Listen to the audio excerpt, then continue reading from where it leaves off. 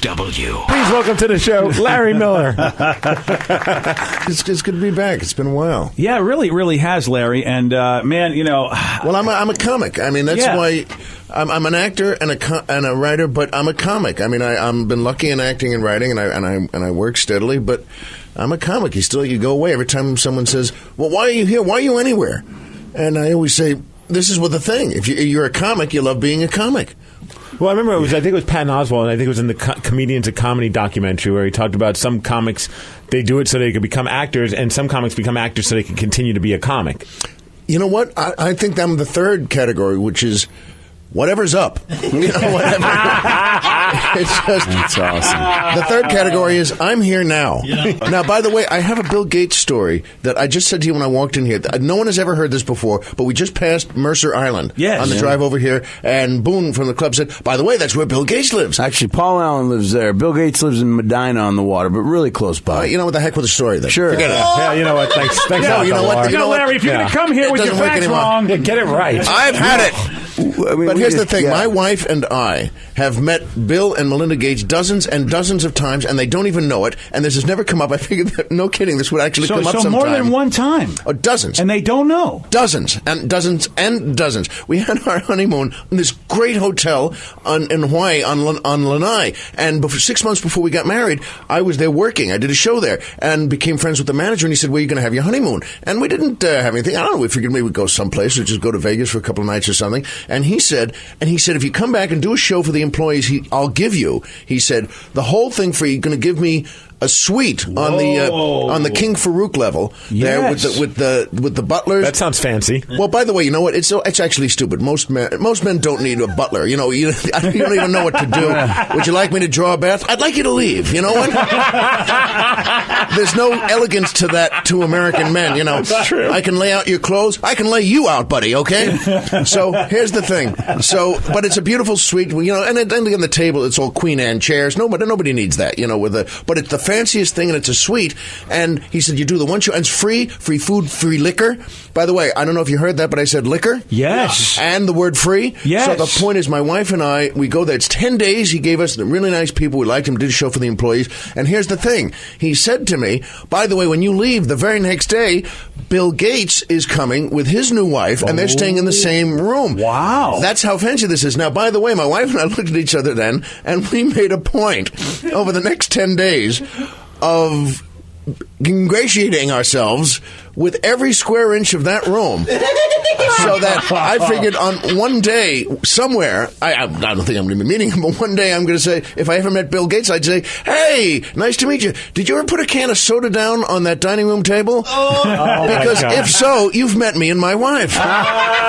Wow. Do you remember sitting on the couch and reading the Hello Hawaii magazine? Oh. You have met me and my wife.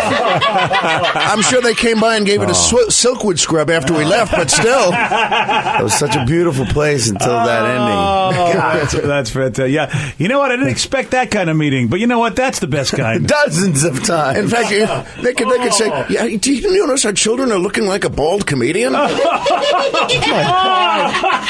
funny. How is that possible?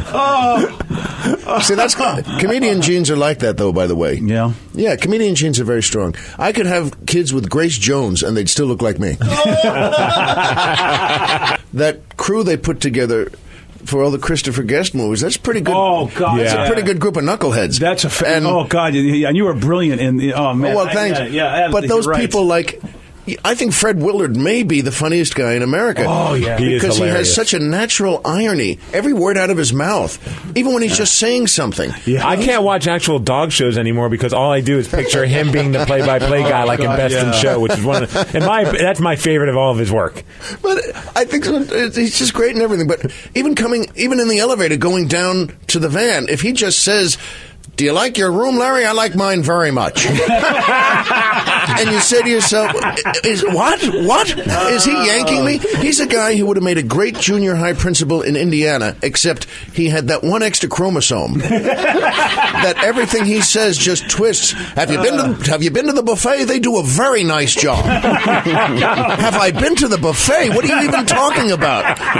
Are you yanking me? What are we doing here? And he's the nicest guy we've met. at Little League. He has a, and we. So you and he have kids in Little League? That's cool. Oh, by the way, I said to you, and that we were going to talk about the difference between football and Little League. Yeah. Oh, Pop Warner football and Little League baseball. Because we both have kids in football, yeah. and one of mine's and in Southern California, you can play baseball all year round, but one of mine is going into his 4th season that's why I'm wearing this, the East Valley Trojans. I thought that was USC. That's what I mean. Now I have to. Every time I wear this thing, it looks like, so you're a USC fan. No, I have a kid on the East Valley Trojans. So you have to wear one of these things at the game. Oh, so you look like you're sporting the colors under the canopy with the other parents. But here's the difference. I bet you know this. Yeah. There's a difference between Little League parents and Little League kids, and football parents and football kids. Football parents are the nicest people in the world. Little League parents are out of their minds. But when it comes to the kids, the start of last football season, the first practice, my wife and I are walking up to the fence with our kid at the school. It's always public high school. And we just walk up to the fence there, and we heard this conversation. I heard these words from one parent to another, but they're charging him as an adult. And I turned to my wife and said, with a big smile, it's good to be back in football. That's great. But they're charging him as an adult. That is not a Little League conversation. No. Little League conversation is, we got the sectional couch, but the one with the leather. That's a Little League conversation. That's just a horrible conversation to ever have as a parent when they're adolescents. Who wants to utter those lines?